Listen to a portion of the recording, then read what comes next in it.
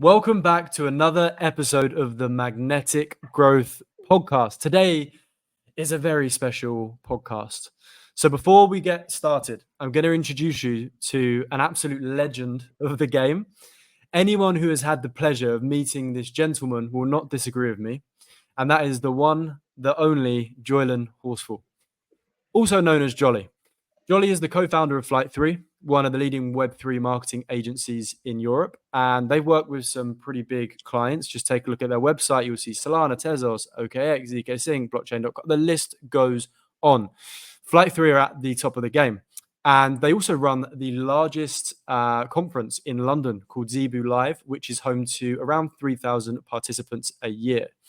I think Jolly's a great person to have on the Magnetic Growth Podcast, as he's been helping some of the biggest projects in the space with marketing.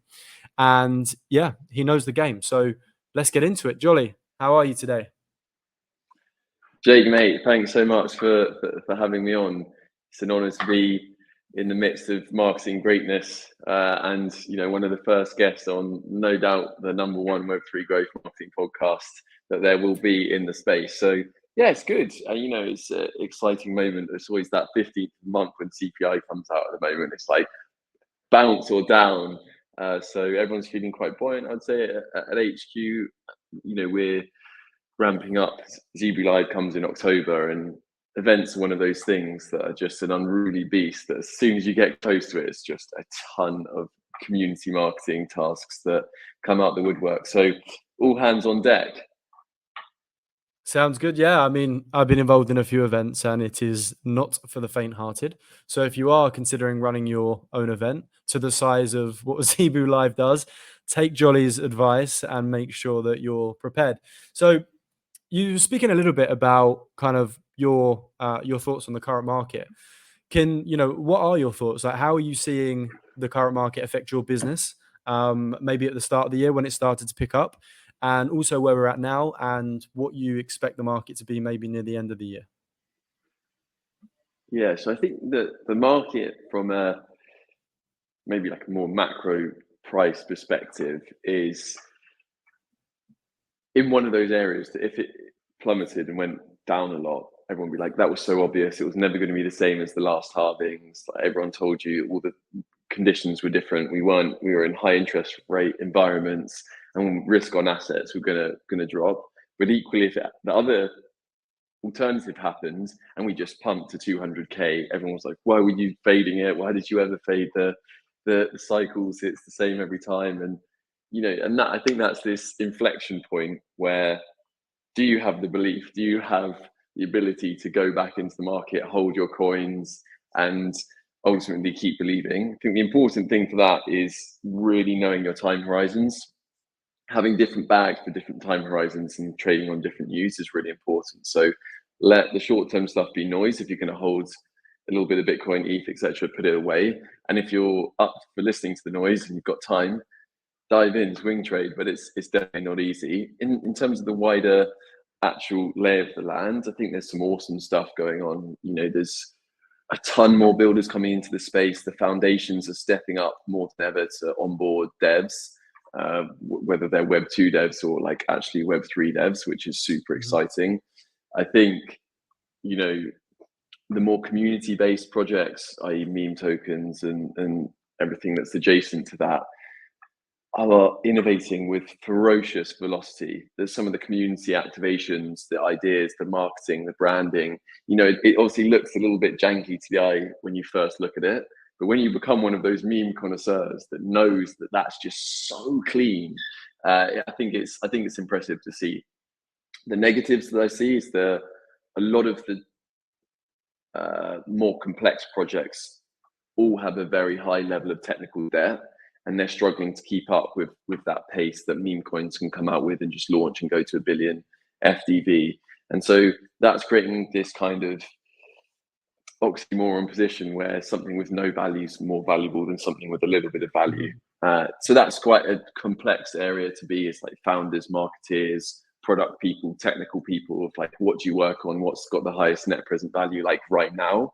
And we know people in crypto have a short time horizon when they're framing financial decisions for their projects. So that's that's tough. And I think a lot of the malicious behavior is, not helping the space. A lot of med bots, a lot of rug pulls, that comes, highly with that more community, like meme token stuff. But overall, I think buoyant in seeing that it's a real industry now. The last sort of 3, 4, 5 major global events, Token, Das London, Consensus, all sold out their tickets, which is just awesome to see for those event organizers, and just shows the strength of community that like going out and wanting to be like present in community. So a lot of positives, definitely some negatives, but that's what you'd expect. For sure. I think you picked up a really important point there, which is it's kind of a hard market for utility projects. I mean, there's so much attention going towards meme coins and other aspects that are catching people's attention, and that's what the game is, right? It's all about attention. And like you said, meme coins are taking that attention at the moment. So if you're producing something that is a utility project, it's got a longer term game, people that have been around in the market for a while now understand that that doesn't necessarily mean that you're going to be massively successful, because you're still competing with attention with meme coins and other projects that just nature of their product is attention led. And like you said as well, on the community side, in terms of how quickly these projects can gain traction and community. So I do agree with you. I align with you. And I think if I was going to add to that, I would just say that it's a harder market right now for utility projects. Not saying it's impossible, but it's harder, especially if you're not on narrative, than it is for, say, a meme coin. So yeah, some really And are important you things there. bullish long term on meme coins? Where does your belief system sit on that, in terms of like, we're talking long term, say 5 years? How many of the top 50 MCAP meme coins do you think are going to be knocking around? I mean, I'm the podcast host here, bro. Hitting me I with want to see the the mystic intense ball. questions. I'll answer. So I think people that have been in Web3 for a while now were quite anal around meme coins to start with. And they were definitely more into utility plays and things that are good for the future of the space, in terms of like real use cases for the technology. And I definitely was in that category, quite anal around anything that I couldn't see solving a problem in the real world. And I definitely think the last 6 months I've had to come to terms with that things that do not solve problems for the real world can still add tremendous value and grow this space, and therefore I have a place for them. So yeah, I mean, I didn't quite answer it directly, but that's kind of my landscape. You could be a good politician, Jake. Avoid the question.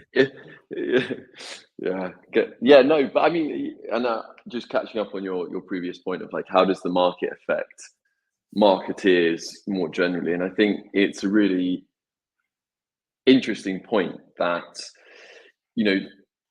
the market from a price level has a big impact on spend levels, and that's just absolutely categoric. How bullish people are feeling, how much retail interest, commercial interest there is. It's like, okay, it's people tend to go and spend big when there's like high commercial interest and the market's going up and it's taking over mainstream media just through the price action.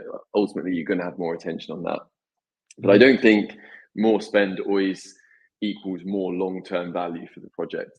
And in that sense, we've all just been through that last 18 months, 2 years of bear market, which was brutal for pretty much everyone in the whole industry, whether you're on the marketeer side, whether you're a project, whether you're a dev, all of these sorts of bits. What I do believe is that marketing, and especially the Web3 market, always rewards unique and novel ways of bringing things to market. And so I do think there was amazing opportunities to have a huge amount of, brain share in crypto Twitter during the bear market. Big novel events that actually had some kind of value or idea behind them got a ton of coverage, more than they would in the bull. So in that sense, there was loads of opportunities in the bear for people to take up. And I think it's just adjusting your marketing techniques for the conditions. At the moment in the bull market, people need to launch, people need to get their development out, they need to get their product update announced, they need to get those instantaneous bits of attention that lasts really, 1 to 4 days of a big catalyst announcement, which is a bit more kind of like instant bang, we need to make a huge splash. Whereas, slightly more downtimes about building your organic socials, community, try unique ideas, get creative with how you do spend your budget. So I think it's, horses for courses, and like it's not as cut and dry of bad markets, bad times, good markets, good Mhm. times. Obviously, as marketeers, we love spending money, making stuff happen, and making some cool creative ads and these sorts of bits. But yeah, I do think helping yourself get more creative through those slightly more down periods is also a really important part for a marketeer. Yeah, I mean, you just answer questions without me even asking them. My question for you was going to be, how does the marketing approach change in a bear market to a bull market? And I think you've kind of answered that already. Is there anything else that you wanted to add to that? So, if you're a marketeer or you're launching a project right now, why is your approach different now as to what it might have been 12 months ago?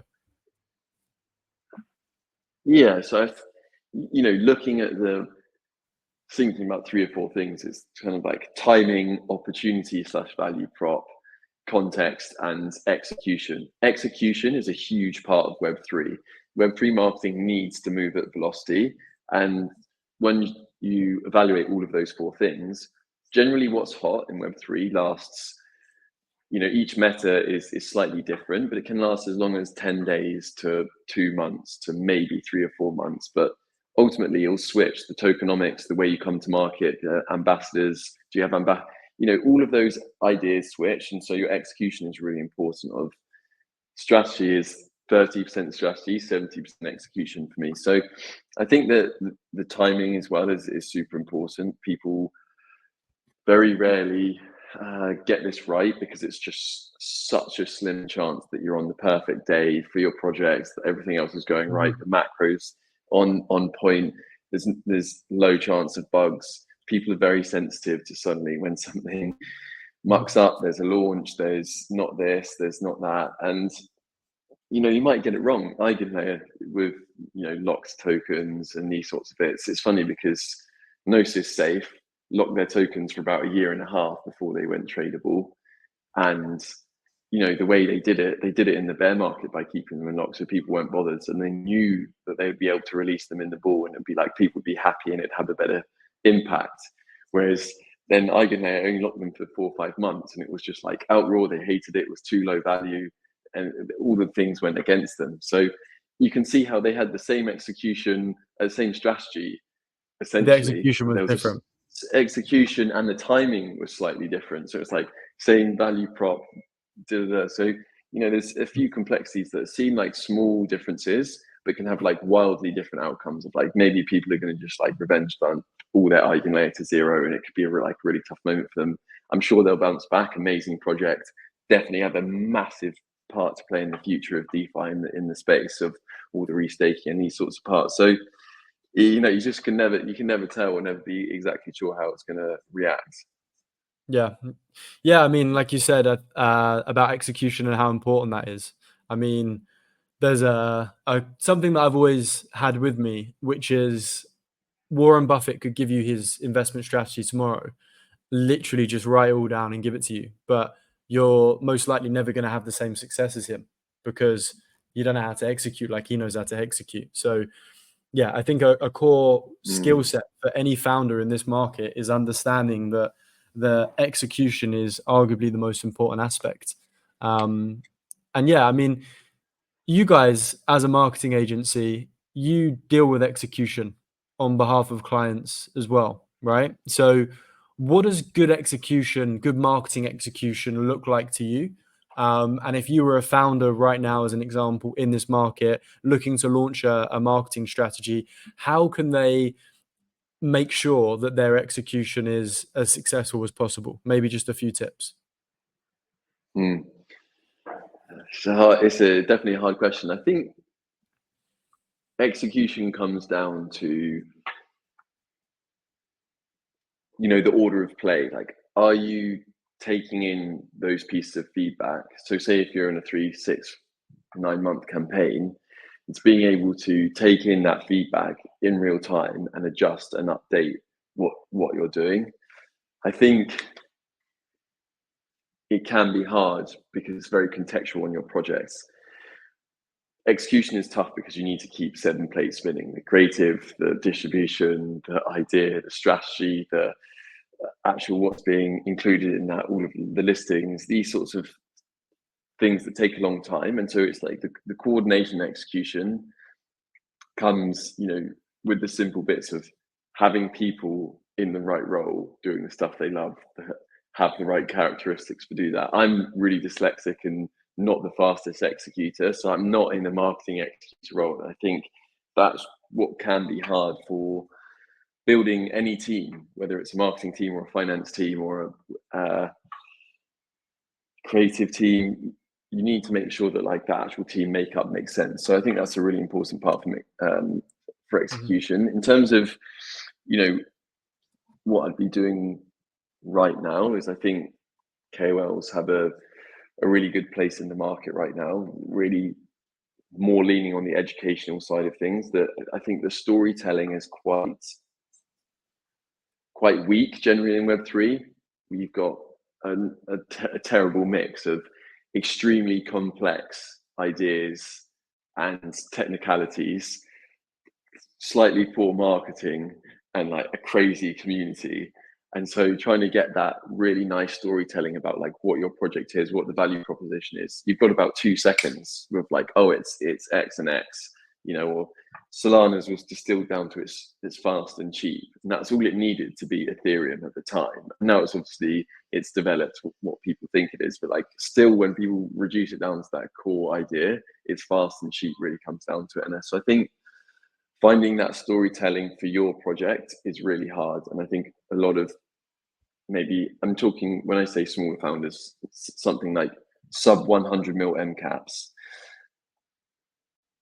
It's really hard to find out your narrative, and you have to keep iterating on that. And, you've seen people slightly update their narrative as the market progresses and AI comes in, or deep in, or real world assets, and it sort of like seeps into their mission statement that they were like real world assets all the time. So I think keeping that with your core vision and actually getting across to audiences and tapping in is really hard. And it's the $1 million question: how do you improve your storytelling? But an agency can't necessarily solve it on its own, because the founding team and the core vision of that product have to play such a dominant role in that. And if you don't know that yet, and you don't have a huge marketing budget, just hire a junior social media manager to like hit your tweets and these sorts of stuff, because you're not going to get the explosive growth of just if you've not got it clear internally in your project yet.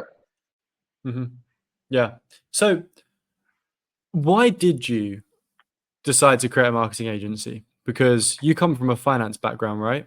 So what was the opportunity that you saw? Maybe there was a problem that businesses were facing. Maybe it's things that you've already discussed. What was it that you thought, what?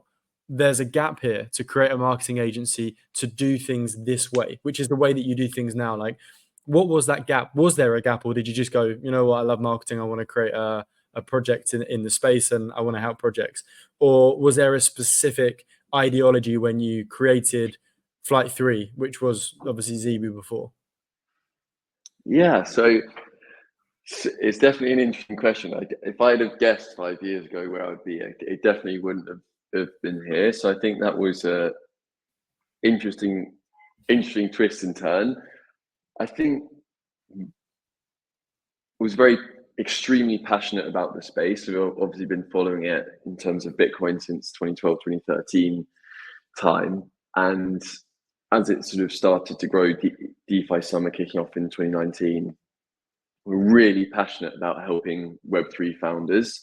And there was a huge problem with service providers in the industry. Of, there wasn't those high-end London Saatchi-esque marketing agencies that were in the space. And so in that essence, there was a really amazing nascent industry with like a big problem and a huge growth potential. And with, my brother Harry, who's the CEO, has been marketing in the space for sort of 3 or 4 years before that. So we had good market knowledge, and we kind of just started off freelancing for a couple of projects, like helping them pull stuff together, some of the creative, some of the the messaging, some of the PR, and it just sort of exploded from there. But I think the core vision was wanting to be able to support Web3 founders, bring their project to life, and really onboard as many people as possible. And the sub goal of that is to work on an application like WhatsApp of Web3, not necessarily a messaging app, but like an application that gets 2 to 3 billion like daily active users. Being able to have the chance to work on this generation of Spotify's, Airbnb's, Netflix, some of those fan companies was super exciting. So I think that's always sort of stayed at the core of like, we want to be working with the best, on the best, doing the best. And how has your approach changed? So from when you first started, you said, right, this seems like a good idea. Let's get out there and build this marketing agency. What's changed between then and now in terms of maybe your approach, or what was different? What's, you thought, oh, we're going to help brands massively with storytelling, but then it's actually ended up where you're spending a lot of time on KOLs. Like, what are the most shocking things that you've learned on the journey and you've had to kind of not so much pivot, but kind of realign and refocus on what's more valuable based on what you've learned? It's this mixture, isn't it, between a lot of things. We had, there's in the bull run, the first kind of bull run that we were live as a company, everything was net present value positive. So we had sort of 7 or 8 service lines, we had media sites, we had tech platforms. And I would say it's probably like one of our biggest failures is not keeping focused enough on our core competencies. In that time, we got very loose with different projects. We tried with NFT projects. We had, as I say, tech platforms, 7 or 8 service lines, as a conference, events as a service, etc. And now we've got a lot more clear on creative growth and events as our 3 core service lines. Obviously, some of those things fall into each other, but I think keeping to what you're amazing at and can add the most value to a project is really important. In terms of like what's actually like really changed, I think the vision has always stayed the same. So we have quarterly all hands. So we just turned 3. So we've had about 12 or 13 of them. And we always start with our core vision, where we are, how much progress we've made towards it. And it's, I guess, quite humbling to see where we've come in just 12, 13 of those meetings, from standing start bootstrapped agency to where we are now, which is collaborating with Jake Lee, Magnet, as well as all the other blue chips. So yeah, I think that's kind of awesome that we've stayed very true to that. Yeah. I mean, look, your growth has been phenomenal, and I want to touch on that because you're not a project. And often on this podcast, we talk to projects and founders and we ask about how they grew. You're an agency, but you've still had to grow. You've still gone out there and attracted top clients. So what I want to know is, what were the core growth strategies that you executed for Flight3 that helped you get to where you are today, rather than growth strategies for projects you've helped with? Let's start with, what did you do? What worked for you from a growth perspective? Yeah, I think give us the source. Good work. Good work wins good work, doesn't it? So I think we've always cared a lot about all the projects and clients and people that we've worked with. We've wanted to give, not go to sleep till it's done. Obviously, on top of that, I think running an event is a really successful way to be in industry. I think you get a lot of contacts. You're able to collaborate with a ton of different groups, audiences, data that you can kind of get and say, like, this is what people are excited about. These are what the speakers are talking about. These are the projects that are coming and releasing products. It gives you a really nice insight into the market. And that, I think that was a really good combination with the agency, because it gives you an own voice, a platform. We're super passionate about collaborating with the other event managers, CoinDesk and Consensus. You're able to talk in industry with all those peoples over and above maybe just being a marketing agency. So I think having your USP as an agency is really important. You've seen all the amazing stuff Serotonin have done. They're now like a product studio. They now build really cool like tech as well as a members platform. So I think building up and having a USP of what your personalities are, what your agency does, and how you can add the most value to projects is really important. And like ZB Live events and IRL activations, I think are one of our like really strong points. I think that worked quite well for us because Web3 is quite a small industry. So if you are doing the international scene, going to conferences, I think it's a good spot to be in. Oh, for sure. So in general, you're basically saying in real life, huge booster for you guys. Doing good work and delivering, another massive part. And the other side is building relationship, right? With other companies, collaborating and being able to kind of grow each other at the same time. Would that be a fair assumption if someone was looking to build a project in this space, which was B2B side rather than like a B2C normal project? Yeah, and you've got to get your cornerstone case studies. Every 3 to 6 months, as an agency, you have an opportunity to work on a client that falls into the fame bucket of the fame fortune fund, and you need to be almost like quite clear of why should you win that opportunity. Is because if you want it to be your cornerstone case study, you're going to go that extra distance to make sure there's excellence in that delivery, and like what you pull off is going to be exceptional because you want it as your cornerstone case study. And I think that's quite an attractive proposition for the in-house person or project that you're speaking to. Like obviously you want to get amazing results for all of your clients all the time. It's not always possible because there's so many variables. But making sure that you get on those cornerstone case studies, because results do really help.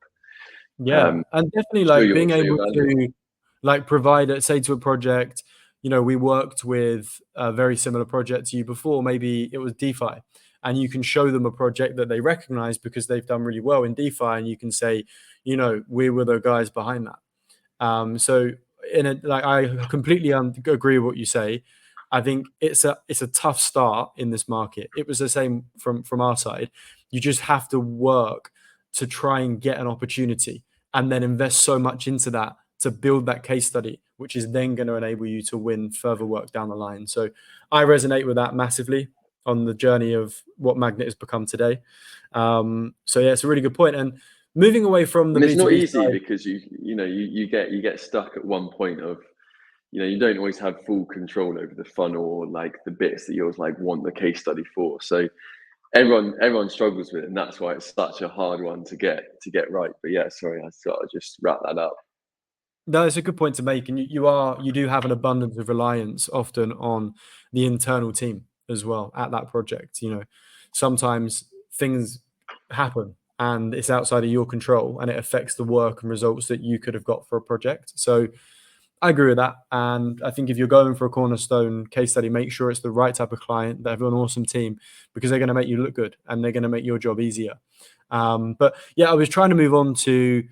We've spoke about the B2B side, if you maybe have an agency or a consultancy in the space, but what about for projects? What have you done for projects that has been super successful in terms of strategy? Ooh, that's a good one. So I think creative. I think we've got a really strong view on how we want to help brands show up in the world, and I think it's such a complex environment because there's so many competitors in some areas, and there's like no competitors in other areas. So you have quite a wide range of like, okay, who do you take inspiration from? Who do you think does it the best? And how can we think about a creative concept that really displays your brand values as true as possible? And so I think a lot of the good strategy that we've done, we really see creative as that foundational base for going out into the growth.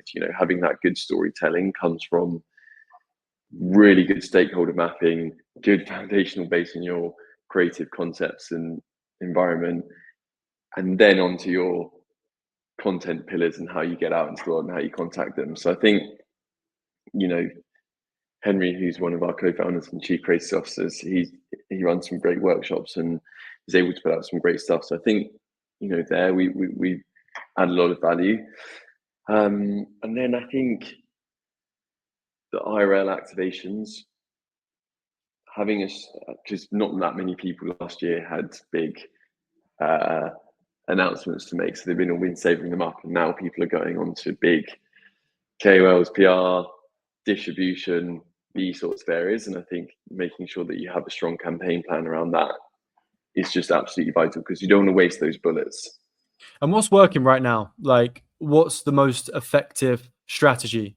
You're talking about KOLs, PR, like from your experience since the market started picking up, let's say 6 months, what has been the most effective strategy that you've seen for clients? Lots of clients have done well when they have some kind of like flywheel referral type piece that's then amplified in some way.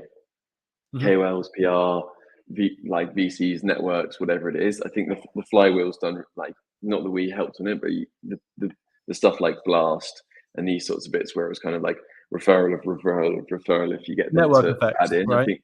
I think that was a big meta of this last 6 months of airdrops, and referral mechanisms were a big win. I think over and above on that, the areas where people really succeeded. Can I just quickly just add to that, right? So this is why, like, the magnet growth framework is what it is, because you can do a ton of amazing awareness, right? And activate some amazing channels. And you might be able to acquire clients as well. But the real power in Web3, the fact that you have, in most cases, this asset that enables digital ownership, is to empower network effects, so that you only have to do maybe 10% to receive the other 90. Or let's take the 80-20 rule, for example. Like, if you put 20% into amazing channels and awareness, that can create 80% of your results, because it can pick up users that, as long as you have the next pillar, you have the asset down, you have great community strategies, referral and user generated, that can spiral, and then that can bring you all of your future awareness as well. So I think it's really important just to add that projects do not just think about awareness, but they think about how they can magnify every activity that they do to be able to turn one client going out to the market and getting one client into 10 clients. Yeah, I think evangelizing the community is always going to be such a powerful tool, whether that's you give them really good creative, you give them good guidelines. Like you say, the traditional method is just very like top down in traditional marketing, like CMO down to all of like the customers. In Web3, it's like bottom up, like CMOs at the bottom, and they give all of like the tools, the marketing, the ideas, the reins to the project. And like you say, it creates a massive amplification over and above what just one single project or own platform could do. So definitely some of the community-based activations always go down well. Yeah, definitely. So if you were starting your own project tomorrow, so you go, right, Flight3, I'm done, I'm going to start my own project. From what you've learned and where we're currently at in this cycle, what's going to be your focus from a marketing perspective? Hire Jake Lee. So there you go, done. Retire after that.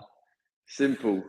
Yeah, no. So I think finding your first 100 super fans is a really important thing. I think sometimes people go for mass marketing too early. I think before knowing like what works, understanding where you are in your journey of lots of projects are pretty much all projects are startups until they're scale ups. So scale ups when you move into that position where that marketing line goes from being a cost line to an investment line. You know that your marketing works to a certain extent. You know your product works and is sticking, is making revenue, money, value, whatever, however you're measuring that. And it's how much money can you get into all of those channels before they plateau and reach zero marginal return. And so that's why, as you get a more of a mature product, you maximize the total value being spent across paid, organic, IRLs, because like the start of each channel that you use has a super high value to start with, and then probably like drop off. Obviously, it's completely contextually dependent, but I think before you know that and you're a startup, you've got to try a lot of things to understand what works and what you're aiming towards. Like, are you looking to get node operators, wallets, TVL, And so knowing your North Star and like testing what happens going down the funnel with your first 100 super fans, I think is just massively valuable. Top point. I love it. And like you said, it relates to what you were saying around What is that network effect. hiring? Is that hiring you? Is that the top point? No, I'm unhireable, bro. I've told you this. Like, of the 50 times you've tried to offer me a job, I've said it's not possible. But to be honest, if there was 52. anyone that I'd 52, yeah. But if there was anyone I'd want to work with, it would be you in terms of who I don't work with already. There's a little compliment for you. But yeah, so I think like you said, you get your 100 super fans, and that can be an activation for future growth if you've got the right referral scheme in place, you've got the right asset, and you're giving people the right level of ownership. So it's a super important point. Don't try and be too mass market. Be focused to start with, and I think that's such a good point that maybe we'll finish off there. So Jolly, is there anything? Well, you've got the screen, you've got the mic, you're in control. You can say anything you possibly want to say right now on the Magnetic Growth Podcast. Is there anything itching inside you that you just need to get out that could provide value to this audience? One, Jake Lee is awesome. He's constantly giving value out to all of his audience. Make sure you're following him and the Stuff Magnet and all of the other adventures he's going on, because he's doing an unbelievable job setting the place on fire. Thank you. Two, I think make a strategy.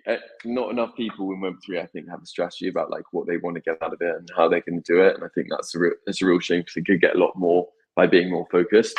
And three, you've got to come to Zebra Live in October in London. DM me, DM Jake, see if you can get you a free ticket if you're nice enough.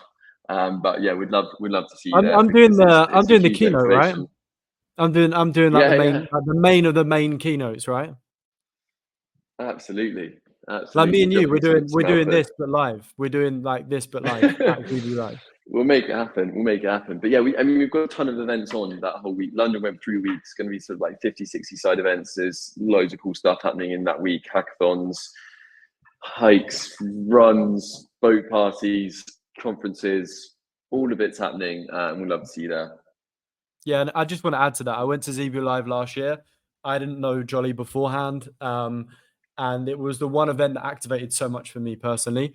It made me realize that I need to be networking more because of the value that I got from the event.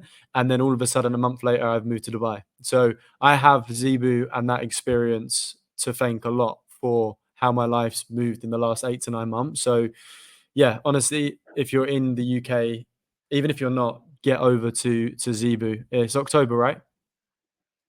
October 10th, 11th, but like London Web 3 weeks from 4th to 11th. There we go. So it's a full week. And who knows, that one event or that week could completely change the navigation of your business. And like I said, it did it for me.